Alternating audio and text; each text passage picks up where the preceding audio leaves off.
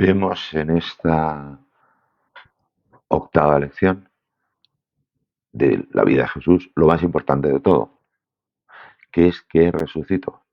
Eso lo creemos los cristianos, es necesario tener fe para esa seguridad de que sucedió tal cual lo cuentan los evangelios, pero vamos a, y la fe la da Dios, pero vamos a ver otras cosas, que son las cosas que llevan a creer.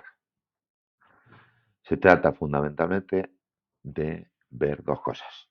La tumba de Jesús, que existe, se conserva.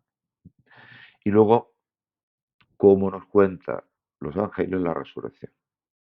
En primer lugar, es una vista del Santo Sepulcro, dentro de ese edificio que se llama edículo, está la tumba de Jesús. Y a su vez dentro de otro edificio más grande que alberga también el lugar de la cruz, el Gólgota.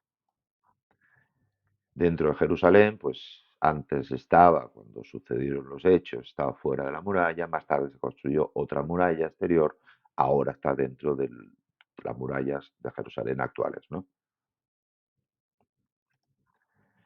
Llegando al sepulcro por las calles, se llega a ver desde arriba dos cúpulas. Una corresponde al lugar de la resurrección de Jesús, es decir, debajo de esta cruz está exactamente, y otra es una cúpula más pequeña, porque es menos importante, de la iglesia que usan los ortodoxos. Aquí no se ve bien, pero más o menos es donde indica la flecha, es el acceso al lugar de la cruz.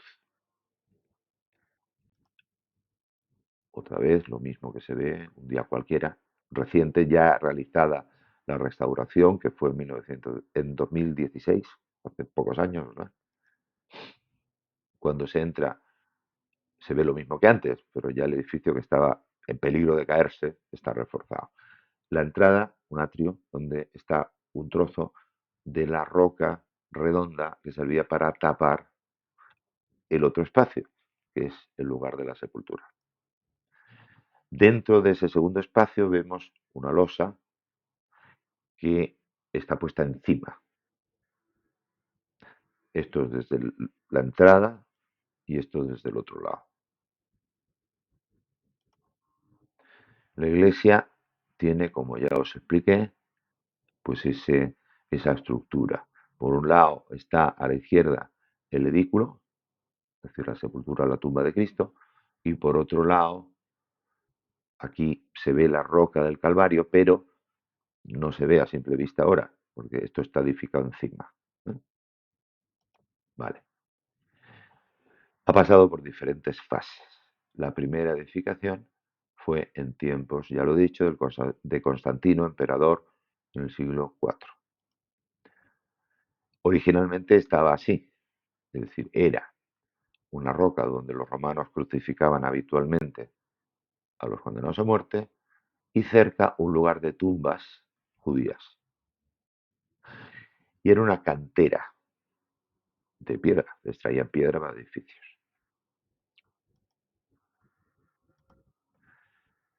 Aquí vemos pues cómo era al inicio, la cámara funeraria y la antecámara, cómo enterraron a Jesús con una tela de lino, como era costumbre, que cubría por debajo y por encima el cadáver, etcétera. Bueno, pues otra vista más de la basílica en la actualidad. La entrada se ve aquí, si aumento y vamos aquí, pues esa es la entrada actual. Es un dibujo pues bastante bien hecho.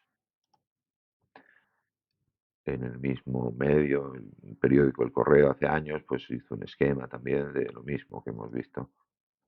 Y esto pues es otro dibujo también del edículo, es decir, de la tumba de Jesús. Originalmente, pues estaba esta tumba que se ve abajo en esta infografía de National Geographic y encima lo actual. En las excavaciones que se hicieron con motivo de asegurar la estabilidad del edículo, pues se quitó la losa de arriba, pues se volvió a poner, por eso la vemos ahora, y se investigó debajo qué había habido antes, ¿no? Se ve aquí un franciscano, es el jefe de los franciscanos que se ocupan de lugares santos en Israel, y en medio del trabajo pues le permitieron entrar y ver un poquito y sacarse una foto, ¿vale? Vamos a ver un vídeo ahora, un vídeo que salió en CBN en el año 17. Constantine ordered the church built in the 4th century. His mother, Queen Helena, came here to discover the tomb where Jesus was buried. The Roman Emperor Hadrian in the 2nd century built a temple here to the goddess Aphrodite. The historian Eusebius said he did it to cover the tomb where Jesus was buried. The examination of the tomb is it was built to protect the tomb. The last repair work done on the edicule took place over 200 years ago. Professor Antonio Marapoulou leads the restoration and told CBN News earlier this year about the project. We will remove the marble slabs, the stone slabs. We will inject grouts to homogenize the complex structure, which is the Holy Rock. That means that we develop a unified structure, that all the layers will behave structurally as one. And upon this, after repairing with new compatible and performing mortars and concrete, we will readjust the stone slabs with titanium bolts. For the workers, it's more than a job. Vasilios Sephelis is a Greek civil engineer. So I'm very excited because I'm a Christian Orthodox and I am working in Greece in monuments like this. But this is a specialized project, very specialized project. I don't believe that I can go to something bigger than this.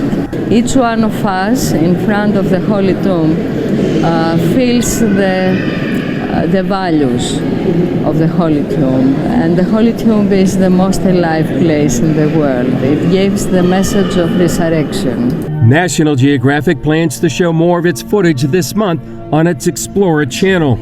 The restoration should be completed sometime next year. Chris Mitchell, CBN News, the Church of the Holy Sepulchre, Jerusalem. Bien. Segundo punto, la resurrección del Señor. ¿Qué testimonios tenemos? Los que nos cuentan que Jesús resucitó es porque fueron testigos directos y lo dejaron por escrito. Entonces, vamos a ver primero un pequeño vídeo, que es solo una escena, la escena última de la película de Mel Gibson, La Pasión de Cristo, que cuenta con mucho realismo cómo fueron todos los sufrimientos de Cristo hasta la muerte. Y en la última escena, que dura poco, muestra simbólicamente cómo debió de ser la resurrección. Vemos al mismo actor, pero que vuelve a la vida, como podéis comprobar ahora. Se abre la tumba, la roca que encerraba la puerta, como era habitual entonces enterrar, se mueve sola, como de Dios, y entra la luz. La cámara va siguiendo, la luz llena el espacio y llega hasta Jesús. No muestra el momento de la resurrección, porque diríamos que es invisible, pero sí, como veis ahora mismo, como de repente esos lienzos de tela que conservamos, por otro lado, se vacían, el cuerpo desaparece, es decirlo de alguna manera. Y está de nuevo vivo al lado. Y muestra las señales de la pasión. Concretamente podréis observar en este momento el agujero del clavo de la mano.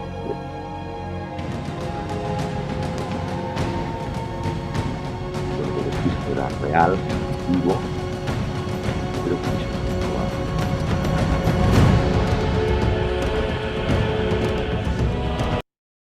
Pasamos a lo siguiente. Estos son ya los testimonios de los testigos directos. Los evangelios nos cuentan que el domingo, que es el primer día de la semana, era el primer día de la semana para los judíos. También fue el primer día de la creación y el séptimo descansó. El séptimo es el sábado. Pues el primero, el domingo. Lo que pasó ese día, cuando resucitó Jesús, fue que primero fueron María Magdalena y otras mujeres, todavía sin fe, a acabar los preparativos del cadáver de Cristo, ungirlo mejor. Habían tenido mucha prisa. El viernes mismo de la muerte tenían que enterrarlo antes de que oscureciera. Sábado no pudieron hacerlo porque estaba prohibido trabajar y menos tocar un cadáver para los judíos. El domingo fueron allí y encontraron que estaba vacío la tumba. Y fueron a donde estaban los discípulos más cercanos, los que llamamos apóstoles, los 11, porque Judas ya no estaba. Entonces salieron corriendo Pedro y Juan y llegaron allí, entraron dentro, vieron pues las telas, es decir, tanto el lienzo que era como de 5 metros, una sola pieza que estaba por debajo y por encima del cadáver de Cristo, como unos vendajes también con lo que se solía enrollar, y lo que llama el Evangelio el sudario, es decir, la tela que envolvía la cabeza, como era costumbre de los judíos, que estaban vacíos. Pedro, según cuenta San Juan, pues se quedó muy impresionado, pero Juan creyó. El Señor les había dicho varias veces a los apóstoles que iba a morir y no se lo creyeron, y que iba a resucitar y tampoco se lo creyeron, hasta que lo vieron con sus propios ojos, lo tocaron, etc.